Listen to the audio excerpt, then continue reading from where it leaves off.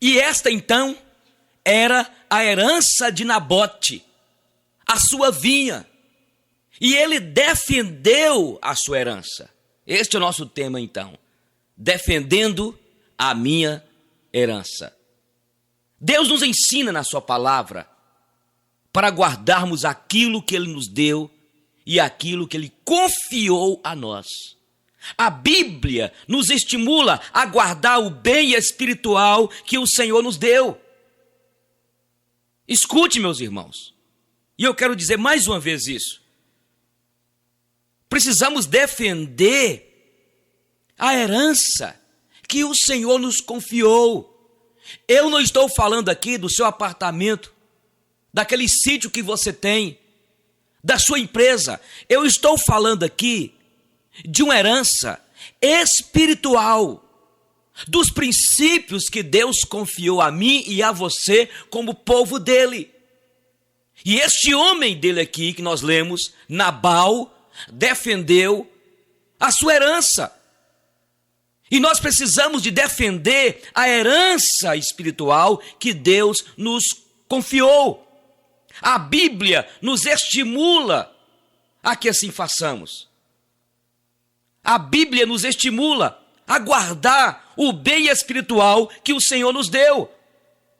Aqui em Provérbios capítulo 4, versículo 23, diz: sobre tudo que se deve guardar, guarda o teu coração, porque é dele que procedem as fontes da vida. De tudo o que se deve guardar, guarda. A Bíblia diz aqui em Apocalipse 3:11, guarda o que tens, para que ninguém tome. A Bíblia diz em Oséias 12:6, para guardar a benevolência e o juízo. Nós precisamos desenvolver o bom hábito de valorizar aquilo que Deus nos tem dado, aquilo que Deus nos confiou. E a história aqui de Nabote foi vítima. Aqui mostra, Nabote foi vítima da tirania, da inveja e crueldade de Acabe e Jezabel, aquela rainha dominada por principados. Acabe se tornou rei de Israel depois que o seu pai fez o que era mal perante o Senhor e morreu. E Jezabel era uma princesa de Sidom. O seu pai era o rei de uma nação pagã, e aquele rei era politeísta. E Jezabel era uma sacerdotisa lá na terra lá de Sidom. Ela era uma sacerdotisa de Baal, de Azera.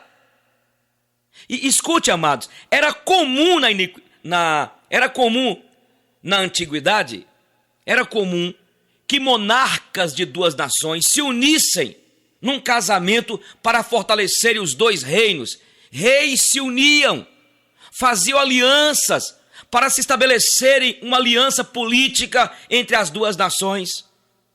E se você estudar aqui a vida de Acabe, você vai ver que desde o início Acabe mostrou-se fraco moralmente, fraco religiosamente, indeciso. Ele se mostrou espiritualmente débil.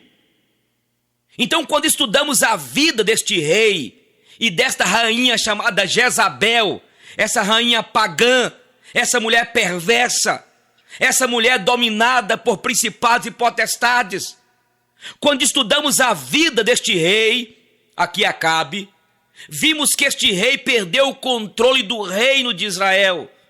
Ele era fraco, ele foi dominado pela sua esposa Jezabel, que adorava outras divindades. Essa mulher era politeísta. Esta mulher foi a mulher que estragou Acabe e destruiu a sua própria vida. Então, Jezabel, ela se destacou como sacerdotisa de Baal. ela perseguiu e matou os profetas do Senhor, Deus. Gente, escute, meus irmãos. Ela perseguiu e matou os profetas do Senhor. Os que não foram mortos foi porque fugiram. Inclusive Elias é um exemplo. Quando ela mandou um recado para Elias, dizendo que ia matar Elias, o que Elias fez? Elias fugiu. E lá, bem na frente, Deus teve de mandar um anjo para sustentá-lo. Depois ele enfiou-se numa caverna e sentiu ali desprezado, teve medo de morrer. Ele recebeu a ameaça dessa rainha chamada Jezabel. Ele caiu fora. Outros que foram escondidos em cavernas por um dos assessores, inclusive de Acabe. E agora aqui neste texto que nós lemos, mostra Acabe, ele veio da guerra contra os sírios, e veja esse detalhe aqui, que Acabe não havia executado a obra de Deus como Deus mandou, como Deus determinou na guerra contra os sírios.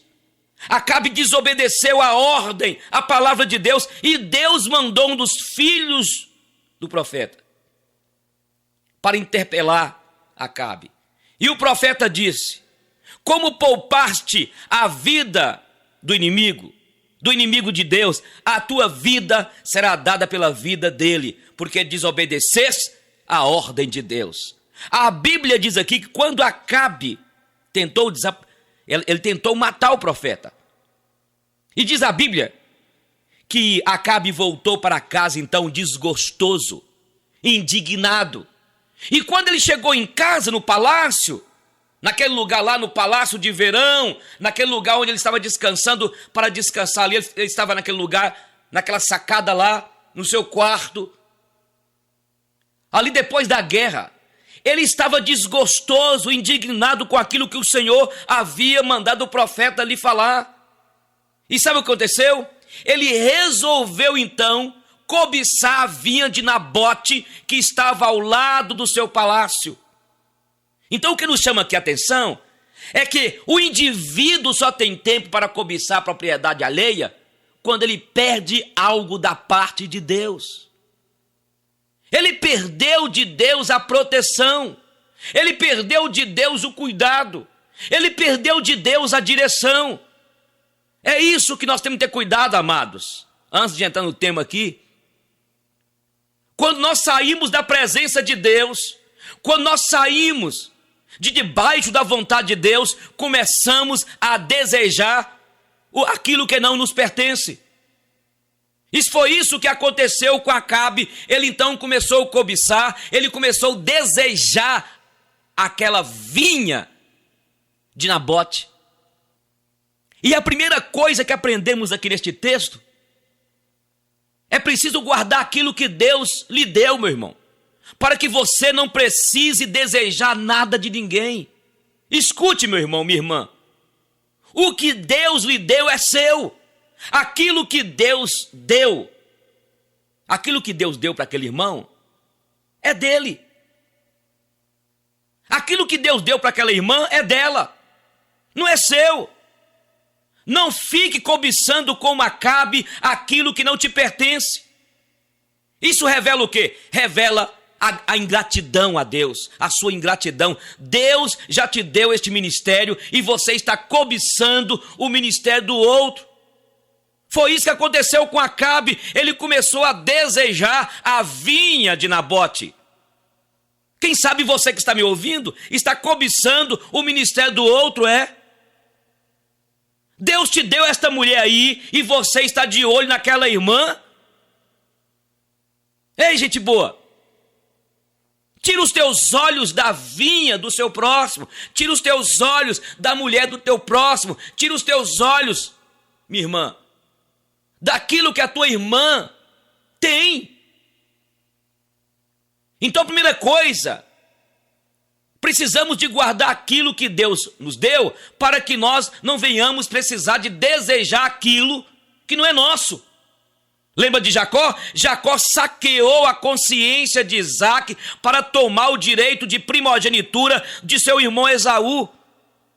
E o pecado de Jacó não foi querer a bênção, mas o pecado de Jacó foi querer usurpar a bênção.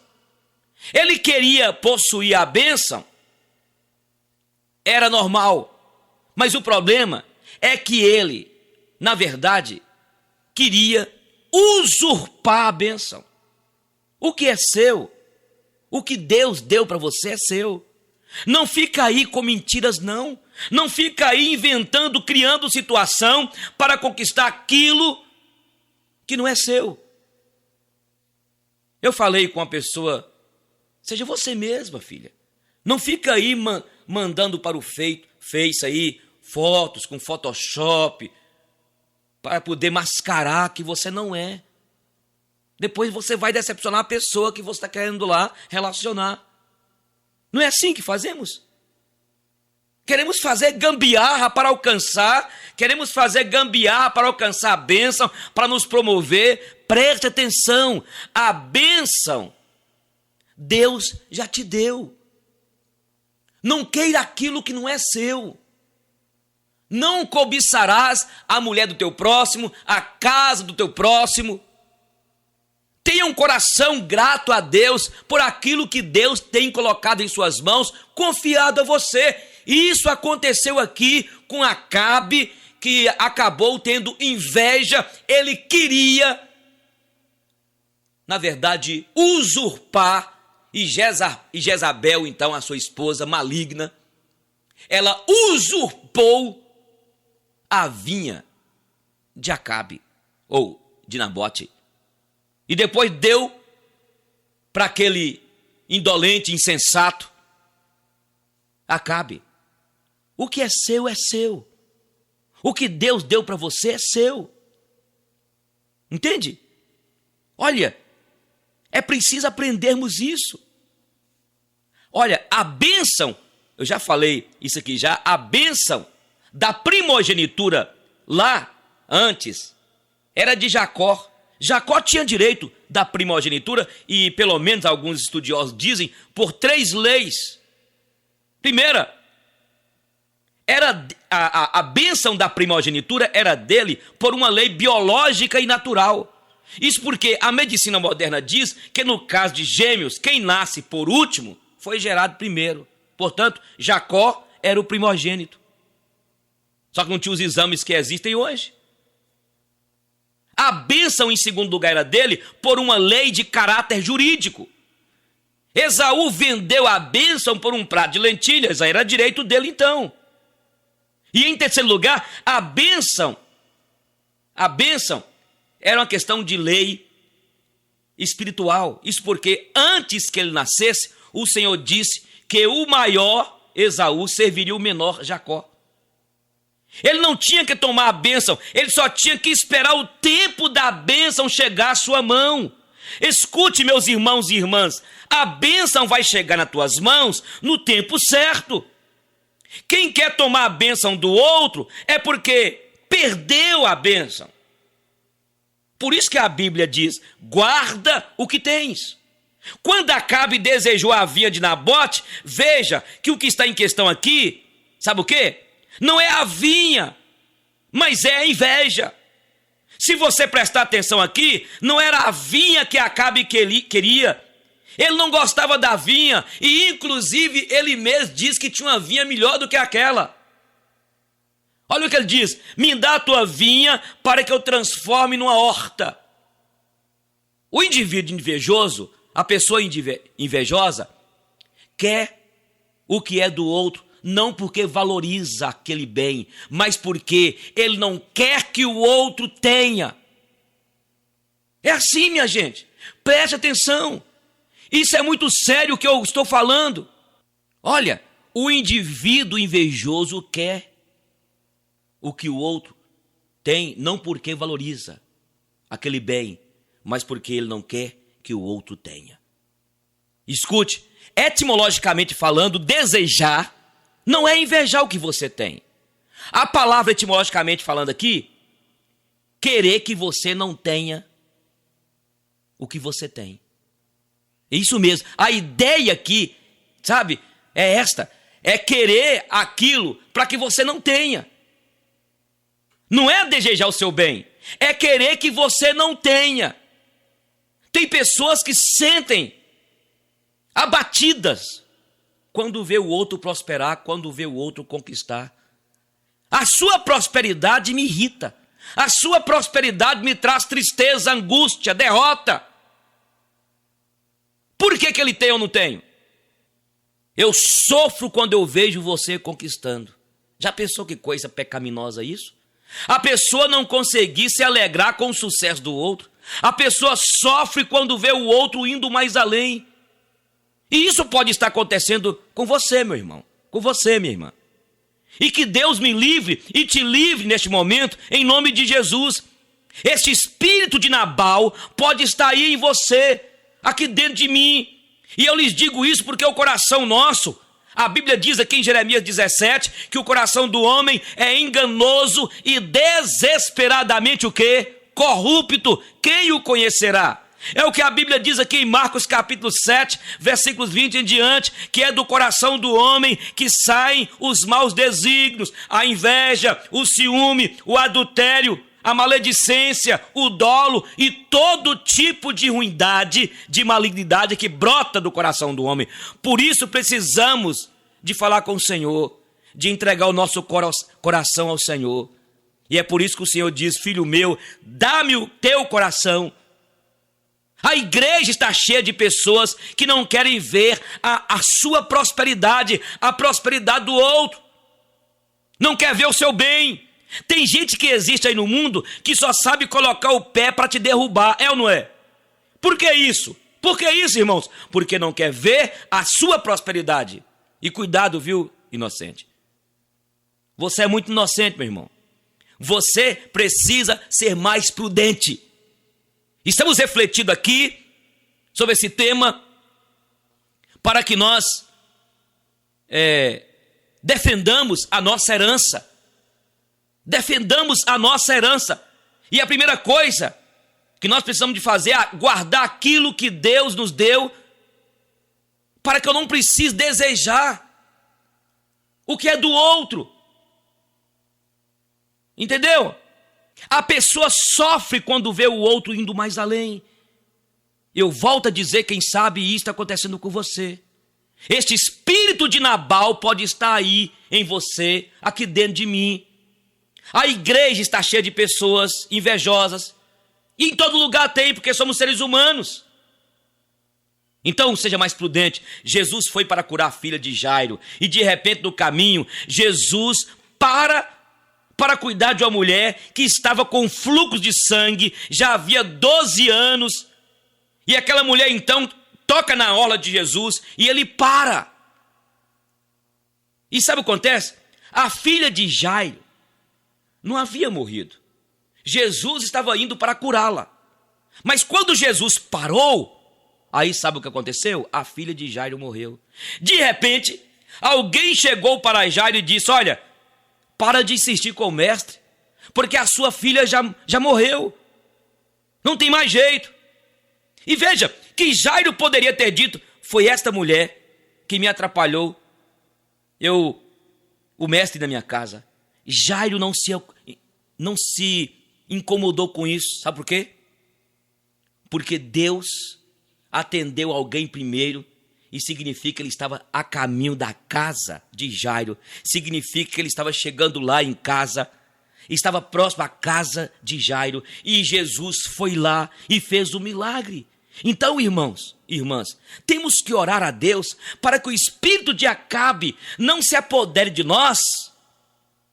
Sabe? Não se apodere de nós. E que nós compreendamos que aquilo que Deus nos deu é o bastante. Devemos ficar contentes e não ficar querendo cobiçar o que é do outro. E precisamos de pedir a Deus para que nós tenhamos esta capacidade de nos alegrar com o sucesso do outro. Muitas vezes ficamos na nossa mente, parece que Deus está chovendo na horta do meu vizinho. Parece que as cebolinhas, que os coentros, que os alfaces estão crescendo. Parece que Deus não está chovendo, não está derramando chuva, bênçãos na minha horta. E isso é perigoso. É um coração ingrato, é um coração fechado. Deus só vai abrir as janelas dos céus e abençoar a tua vida, e eu entendo isso, quando você começar a abençoar o seu próximo, quando você começar a se alegrar com o sucesso, com a vida do irmão, que Deus está o prosperando. Mas o que acontece? Acontece conosco igual aconteceu com Acabe aqui, a inveja. No fundo, Acabe queria ver a desgraça de Nabote. É isso. Então veja, meu irmão, em segundo lugar aqui, veja o que ele diz aqui. Dá-me a tua vinha por dinheiro e eu te darei uma melhor do que esta, para que eu tenha a tua vinha. Ora, se era melhor, por que ele queria a de Acabe, a de Nabote então? Temos que parar de achar que a vinha do outro é melhor do que a minha. Olha o que Acabe disse: eu te darei uma vinha melhor do que a sua. Ora, gente, sabe o que Nabote falou? A vinha sua pode ser boa para você. A minha vinha foi bênção, herança da minha família. Eu quero falar algo para vocês, irmãos. Quantos que pensam que o que Deus lhe deu foi algo que parece melhor? Quem sabe é você, irmão, irmã. Tem esta ideia que o que você tem é algo que parece melhor. O que Deus te deu é o melhor que Ele tinha para você. Eu vou repetir isso aqui, para que você aprenda: o que Deus te deu é o melhor. Não parece não, é o melhor. E não fique comparando a tua bênção com a bênção do teu vizinho, com a bênção do teu irmão.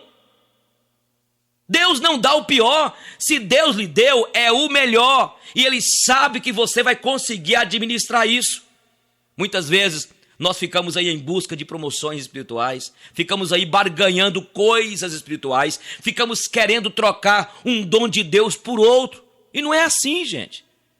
Cuidado, querido, para que você não fique de olho no dom do outro, de olho na igreja do outro. Você está trabalhando lá como co-pastor, você está trabalhando lá naquela igreja como obreiro, como evangelista, ajudando o seu pastor, mas aí há no teu coração o desejo de ficar no lugar dele. Vigia teu coração.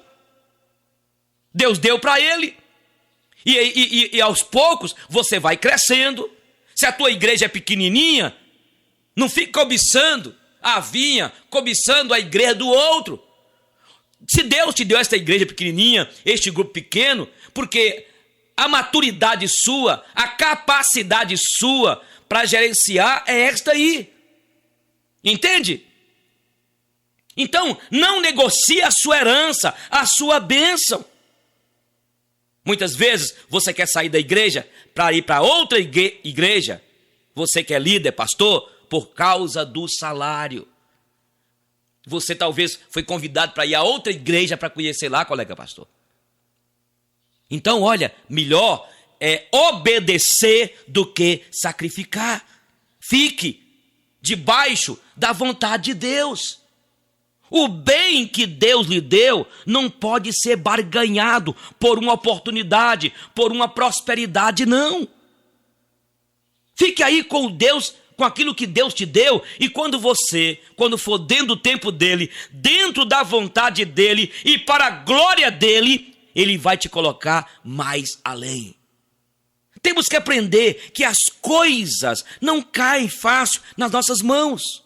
Não caem facilmente, não. Você vai ter que atravessar o deserto para o outro lado, porque está do outro lado.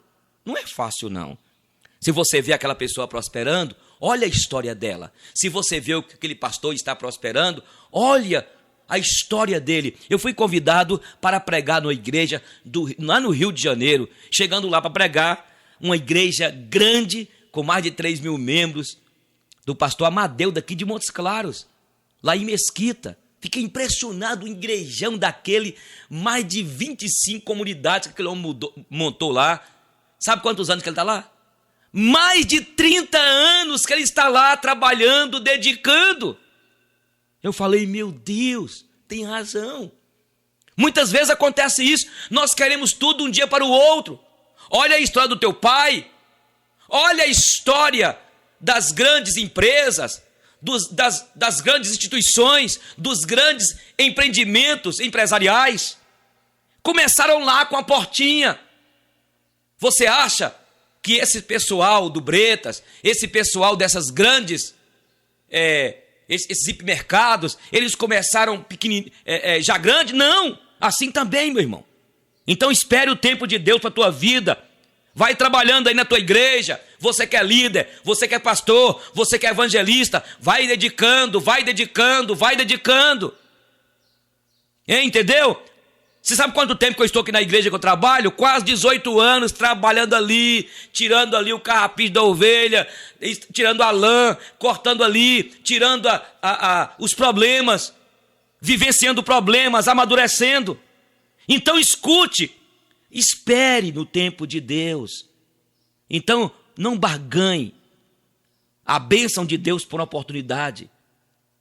Temos que aprender que as coisas não caem facilmente, não. Então tenha confiança, se renda ao Senhor e confie nele. Em nome de Jesus, não troque aquilo que Deus lhe deu por aquilo que parece melhor. O que você tem é o melhor de Deus neste momento para você. Ah, eu queria aquela igreja, eu queria aquela casa, eu queria aquilo. Calma, é isso. Escute, em terceiro lugar, aqui Nabote estava lutando pela sua família, pela sua casa. E Nabote diz aqui: guarde-me o Senhor de que eu não dê a você a herança dos meus pais. Isso é fantástico. Sabe por quê? Porque a lei mosaica dizia que uma herança não podia ser vendida para uma pessoa de outra família. Tinha que ser passado de uma pessoa da mesma família. Acabe não estava interessado na vinha. Ele estava brigando com duas coisas que não se negocia. Primeiro, uma lei espiritual. Deus estabeleceu uma lei que não podia ser desobedecida. E Nabote fez o quê? Eu morro, mas eu morro obedecendo. Será que você está disposto a tal ponto, meu irmão? Morrer obedecendo aquilo que Deus colocou nas tuas mãos, aquilo que Deus te confiou. Olha, e veja bem que era um costume dos reis quebrarem as leis para se beneficiarem a eles mesmos. Mas Nabote sabia que uma lei de Deus não podia ser rompida. Escute, irmãos, Nabote estava lutando por um princípio espiritual, isso mesmo. E princípios espirituais não são negociáveis. Os princípios espirituais, os preceitos de Deus são inegociáveis. Outra coisa, preste muita atenção, não era tanto a vinha que atraía Nabote. A vinha era um bem da família. Ele não estava brigando pela vinha, ele estava brigando pelo futuro da família. Morro, mas morro brigando pelo futuro da minha família. Ele estava entrando em defesa da sua casa. Vocês lembram de Samar? A história de Samar está em Samuel. A Bíblia diz que os filisteus iam invadindo terras, dominando tudo, dominando. Os filisteus foi um inimigo que deu um trabalho ao povo de Deus por muito tempo. E eles então estavam dominando tudo, e as pessoas fugiam, todos fugiam. E quando eles chegaram no campo de lentilha de Samar, Samar tomou a espada e sozinho defendeu o seu pedaço de terra. Sozinho ele defendeu o seu campo de lentilhas. E a sua casa, a sua família que estava em questão, não era a vinha, porque a vinha se planta outra. Mas tinha uma lei espiritual que não podia ser negociada. E aquilo que Deus estabeleceu não pode ser moldado ao interesse de quem quer que seja. Então não negocie, irmãos, os princípios de Deus da sua vida. Não negocie, minha irmã. Não tente passar por cima daquilo que Deus estabeleceu. Entende? Defenda a sua vinha. Existem princípios espirituais. A herança que Deus te deu, você tem que defender. São os princípios de Deus que foram estabelecidos aqui na sua palavra. Eu não estou falando da sua casa. Eu não estou falando do carro. Eu não estou falando daquele apartamento que você lá alugou. Eu não estou falando de bens materiais, e sim de bens espirituais, para que você não negocie. Não negocie a sua fé. Não negocie a sua santidade, não negocie os dons, não negocie os privilégios que Deus te deu, não negocie a sua vida de santidade, moça. Ei, rapaz, não negocie, colega pastor, o seu posto, a honra que você teve até hoje, Não negocie os princípios morais que Deus te deu. Olha, não negocie. Há quanto tempo você está dedicando a essa igreja? Há quanto tempo você tem a honra? E quem sabe, por causa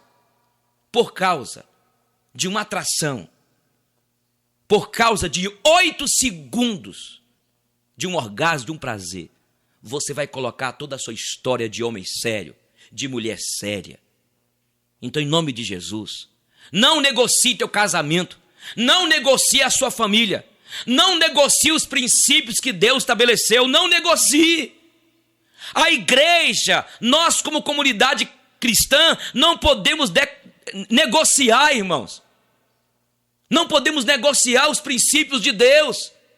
Quantos de nós, como líderes, temos negociado? Não negocie.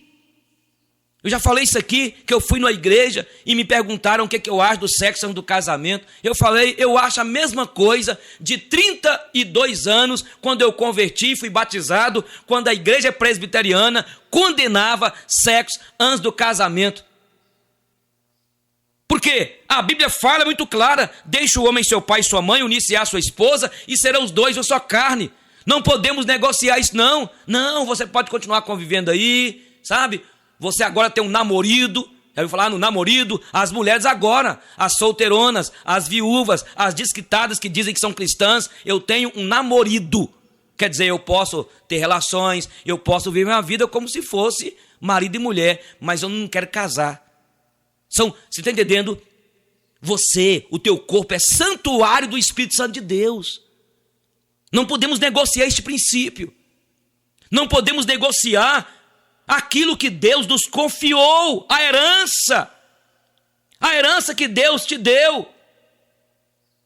Não fica aí se entregando sexualmente. Seu corpo, moça, rapaz, é santuário do Espírito Santo de Deus. Não negocie os princípios que Deus deixou aqui em sua palavra. Olha o que a Bíblia diz aqui, em Salmo 119. Guardei a tua palavra em meu coração para não pecar contra ti. Precisamos de voltar para a palavra. Estamos falando aqui para defendermos a herança. Nabote defendeu a herança. Samar defendeu o seu campo de lentilhas. Precisamos defender, meu irmão.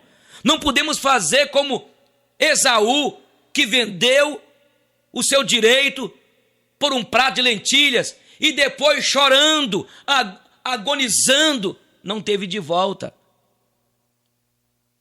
E discute, irmão, irmã, quero começar a terminar.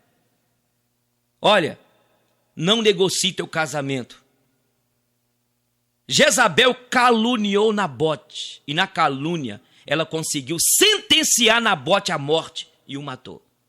E escute o que eu vou dizer para vocês aqui, como diz esse povo, né? É forte o que eu vou dizer para você, e é verdade. Não é sempre que Deus vai livrar o justo da mão dos ímpios. Sabia disso? O crente não tem o corpo blindado. O crente não está isento de morrer pelas mãos de um ímpio. Nabote era justo, era homem de Deus, e morreu pelas mãos daquela ímpia Jezabel, aquela endemoniada. Não é sempre que Deus impede o justo de ser sacrificado pelo ímpio. Às vezes Deus não vai dar o livramento. Está nas mãos de Deus, irmãos e irmãs. Não é a garantia que você não vai padecer nas mãos do ímpio. Então tira da cabeça essa ideia de determinar. Está na vontade de Deus. Não é garantia de que o ímpio não vai atropelar você. Ser de Deus não impede de uma Jezabel da vida mandar matar o justo. Deus permite isso acontecer. E se você está passando aí, minha irmã, por lutas, por dificuldades, não fique pensando que o seu corpo é blindado, não. Você já leu aqui na Bíblia, em Jeremias 18, a história do oleiro? Primeiro procedimento para fazer com o vaso é o quê? É colocar o vaso, o barro ali, o vaso de molho. É isso mesmo. E quando sai do molho, sabe o que acontece com o oleiro? Ele manda pisar no barro. Isso mesmo, pisar. Vai pisando, vai pisando. Pise no barro, pise. Tem momentos que Deus permite todo mundo sapatear, pisar em você, humilhar você, e você geme e sofre. E tem horas que você quer até orar vingando. Mata ele, Senhor. Meu patrão me mandou embora. Mata. E você esquece que é Deus usando, sabe? Usando para poder amassar o barro que é você, meu irmão. E Deus usou ele como instrumento. E quando você pensa que acabou, Deus manda colocar na forma. O oleiro faz aquela forma, sabe? Depois que está tudo prontinho, a forma prontinha, aí manda colocar onde? Colocar no fogo. Essa é a minha vida, a sua vida é o justo. Vai para o fogo, queimar, arde, dói, e depois que queimou o suficiente, tira do forno, e depois ainda, veja bem, o oleiro vai observar se está pronto, se está beleza. Aí começa a lixar, e vai lixando, vai trabalhando, tirando os defeitos, os caroços. E depois que lixou, agora já foi trabalhado, agora é só pintar, está pronto para ser exposto. Ninguém pode pisar mais. Se pisar, o dono, que é o oleiro, reage. Agora o oleiro vai cuidar do vaso. Agora já passou toda a luta, toda a agressão contra o vasinho de Deus. E quem sabe você está me ouvindo, e você é este vasinho aí, que Deus está trabalhando com você. Deus está amassando este barro, preparando. Eu lhes disse que existem mais de 80 tipos de barro, de terra. Este barro, sabe, que faz vasos de olaria aí, de cerâmica. Cada um tem uma liga diferente, mais de 80. E cada tipo de barro tem de ser executado um trabalho diferente. E tem uns que tem de bater bastante, amassar bastante, arrebentar a mais, deixar mais tempo de molho. Isso depende de você, o seu jeito de ser, de onde você veio, seu estupim curto. Epa, mas o oleiro por excelência que é Deus, já amassou esse vasinho aqui, viu? Esse barro aqui, ó. Esse baixinho aqui, pastor Eugênio. Foi tempo. É isso aí, irmão. É Deus trabalhando, é Deus trabalhando, é Deus. E escute, Deus vai permitir a luta, a dificuldade, a tribulação para moldar você, mas não saia da presença de Deus, não saia do foco, não saia de debaixo da vontade de Deus, continue sendo grato a Deus, continue o louvando e olha, defenda a sua herança, defenda aquilo que Deus colocou sobre a tua vida. Não abandone Jesus Cristo. Você está desviado, volte enquanto é tempo. Você precisa de Deus. Você precisa de Jesus. E sem Ele, nada você pode fazer. É isso, irmãos. Olha, você é propriedade peculiar de Deus. Isso é Nabote. Nabote morreu. Quando Nabote morreu, a rainha Jezabel falou com Acabe. Vamos, vem cá, acorda, fica aí choramingando. Porque Acabe ficou chorando, irmão. Eu queria comprar a vinha e Nabote não quis me vender. Acabe chorando.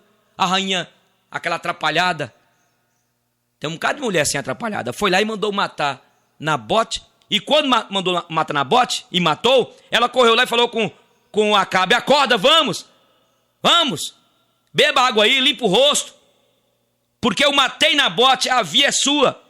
Acabe levantou, montou num cavalo e foi para Samaria. E quando ele vai descendo, o Senhor disse a Elias: levanta, encontra com Acabe, porque ele está indo tomar posse da vinha de Nabote. Irmãos, Nabote morreu, foi sacrificado pela sua fidelidade. Só que agora, Acabe não pôde tomar posse da vinha que a sua mulher, Jezabel, aquela louca, aquela perversa, aquela filha de Belial, aquela adoradora de Baal, ela matou o dono da vinha, Nabote. E escute, sabe o que Deus mandou o profeta dizer? Matastes e ainda queres tomar posse da herança, ô Acabe? O profeta de Deus, Elias, foi até Acabe e disse: olha, tu mataste aquela tua mulher, mataste o Nabote, e tu queres tomar posse da herança? Assim diz o Senhor, onde mataste Nabote, tu também morrerás. Por quê? Porque Deus reage, meus irmãos, ao seu tempo, em defesa daqueles que defendem os seus princípios. Talvez a senhora está aí lutando, minha irmã, tanto tempo, problema na justiça, uma luta aí com alguém na tua família, sei lá quem é, um problema sério, você está lutando, continue orando, continue clamando, deixa, no tempo de Deus, Deus vai agir. Deus agiu, Deus mandou o profeta ir até Acabe e dizer-lhe: assim também tu vais morrer, assim como aconteceu com Nabote. Deus reage em defesa de Nabote. Escute, irmão, é assim que Deus trabalha. Na visão humana, parece que Deus tardou. Nossa visão humana limitada. Mas o julgamento, o veredito de Deus havia chegado. E depois aconteceu o pior. Pior ainda aconteceu com Jezabel, aquela louca. Olha o que diz aqui, eu quero terminar lendo isso aqui, olha. Aqui em Reis. Olha o que diz. Em seguida, Jeú entrou em Jezreel.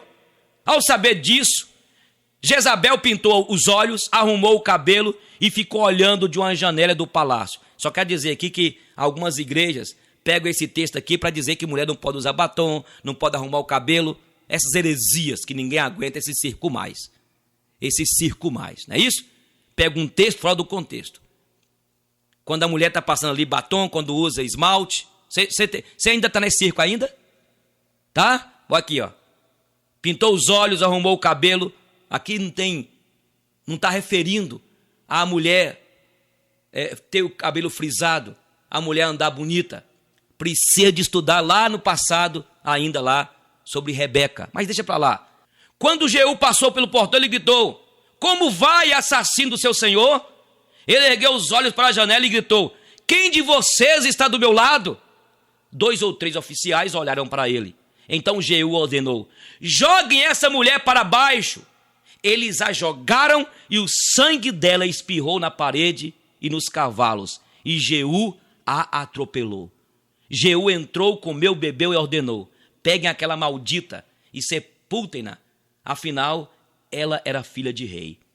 Mas quando foram sepultá-la, só encontraram o crânio, os pés e as mãos.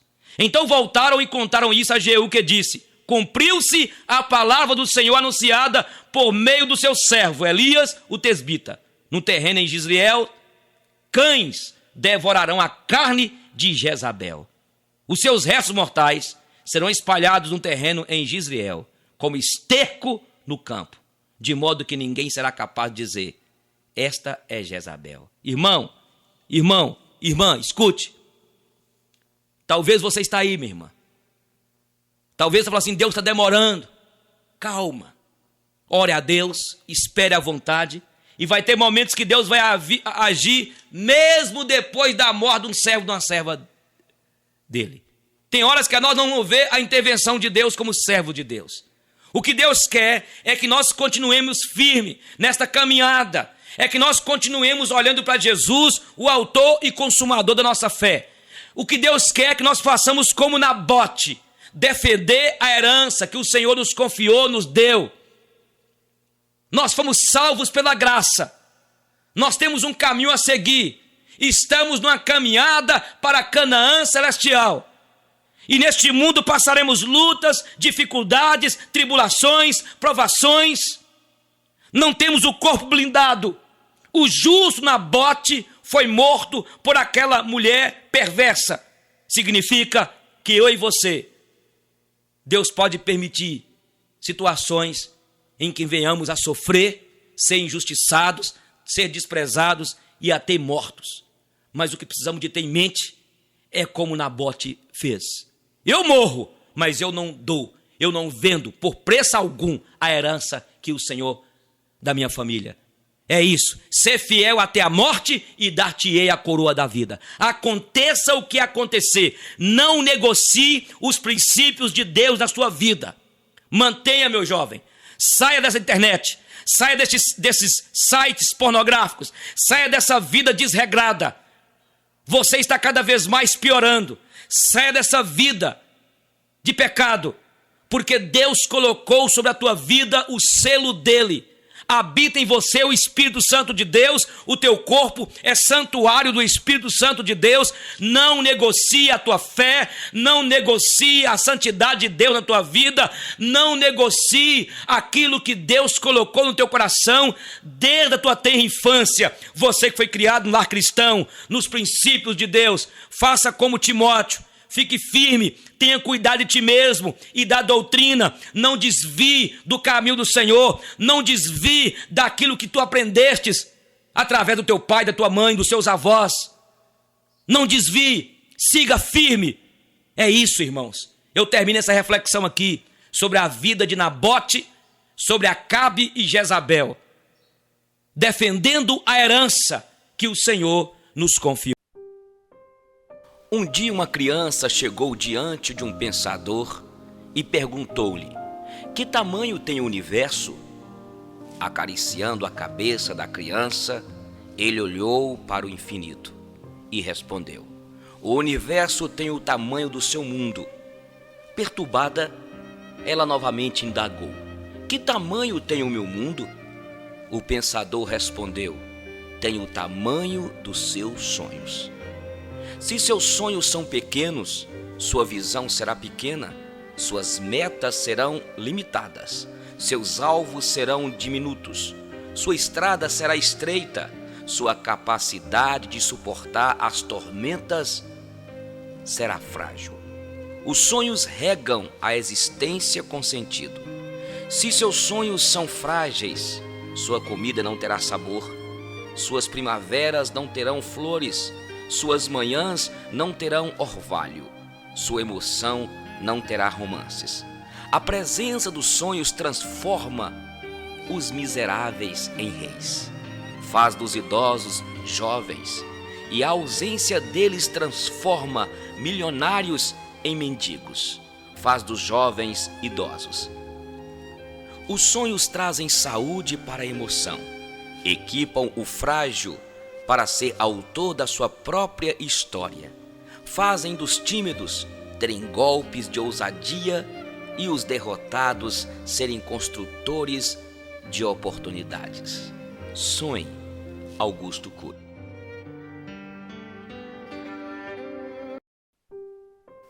Quando me tornei invisível. Já não sei em que data estamos, nesta casa não há folhinhas, e na minha memória tudo está revolto. As coisas antigas foram desaparecendo e eu também fui apagando sem que ninguém se desse conta. Quando a família cresceu, trocaram-me de quarto, depois passaram-me para outro menor ainda e acompanhada das minhas netas. Agora ocupo o anexo no quintal de trás. Prometeram-me mudar o vidro partido da janela, mas esqueceram-se, e nas noites que por ali sopra um ventinho gelado, aumentam mais as minhas dores reumáticas. Um dia à tarde, dei conta que a minha voz desapareceu. Quando falo, os meus filhos e netos não me respondem. Conversam sem olhar para mim, como se eu não estivesse com eles. Às vezes digo algo, acreditando que apreciarão os meus conselhos, mas não me olham, nem me respondem. Então retiro-me para o meu canto antes de terminar a caneca de café. Faço isso para que compreendam que estou triste e para que venham procurar-me e peçam perdão. Mas ninguém vem. No dia seguinte disse-lhes: quando eu morrer, então sim, vocês irão sentir a minha falta. E meu neto perguntou: estás viva, avó? Rindo. Estive 3 dias a chorar no meu quarto, até que numa manhã, um dos netos entrou para guardar umas coisas velhas. Nem bom dia me deu. Foi então que me convenci de que sou invisível. Uma vez, os netos vieram dizer-me que iríamos passear ao campo. Fiquei muito feliz. Fazia tanto tempo que não saía. Fui a primeira a levantar, quis arrumar as coisas com calma, afinal, nós velhos somos mais lentos. Assim arranjei-me a tempo de não atrasá-los. Em pouco tempo, todos entravam e saíam correndo da casa, atirando bolas e brinquedos para o carro.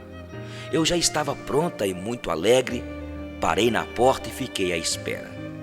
Quando se foram embora, compreendi que eu não estava convidada, talvez porque não cabia no carro. Senti que o coração encolhia e o queixo tremia como alguém que tinha vontade de chorar. Eu os entendo. São jovens, riem, sonham, se abraçam, se beijam. E eu? Antes beijava os netos, adorava tê-los nos braços como se fossem meus, e até cantava canções de embalar que tinha esquecido.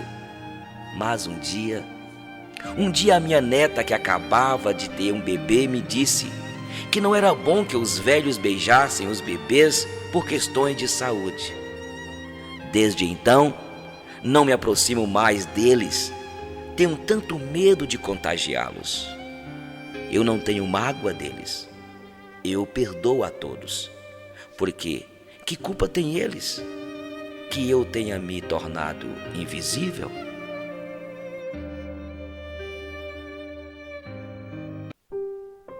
Lição do rato. Certa vez, um rato, olhando pelo buraco na parede, vê o fazendeiro e sua esposa abrindo uma caixa. Pensou logo no tipo de comida que haveria ali. Ao descobrir que era ratoeira, ficou aterrorizado. Correu ao pátio da fazenda, advertindo a todos: há uma ratoeira na casa! Uma ratoeira na casa! A galinha: desculpe-me, senhor rato, eu entendo que isso seja um grande problema para o senhor, mas não me prejudique em nada. Por favor, não me incomode. O rato foi até o porco e: há ratoeira na casa! Ratoeira! Desculpe-me, senhor rato, mas não há nada que eu possa fazer, a não ser orar por você. Mas fique tranquilo, que o Senhor será lembrado nas minhas orações. O rato dirigiu-se à vaca e: há uma ratoeira na casa! O quê? Ratoeira? Por acaso você acha que eu estou em perigo? É claro que não. Então o rato voltou para casa desolado e abatido para encarar a ratoeira. Naquela noite ouviu um barulho, como o da ratoeira pegando sua vítima. A esposa do fazendeiro correu para ver o que havia pego. No escuro, ela não percebeu que a ratoeira não havia pego um rato. A ratoeira havia prendido a cauda de uma cobra venenosa. É isso mesmo, a cobra picou a mulher. O fazendeiro a levou imediatamente ao hospital. A esposa do fazendeiro voltou para casa, porém com febre. Todo mundo sabe que para alimentar alguém com febre, nada melhor que uma canja de galinha. O fazendeiro pegou seu cutelo e foi providenciar o ingrediente principal. Como a doença da mulher continuava, os amigos e vizinhos vieram para visitá-la. Então, para alimentá-los, o fazendeiro matou o porco. A mulher não melhorou e acabou morrendo. Muita gente veio para o funeral. O fazendeiro então sacrificou a vaca para alimentar todo aquele povo. Moral da história: na próxima vez que você ouvir dizer que alguém está diante de um problema e acreditar que o problema não lhe diz respeito, lembre-se que quando há uma ratoeira na casa, toda a fazenda corre risco. O problema de um é problema de todos. Nós aprendemos a voar como os pássaros, a nadar como os peixes, mas ainda não aprendemos a conviver como irmãos. Pense nisso.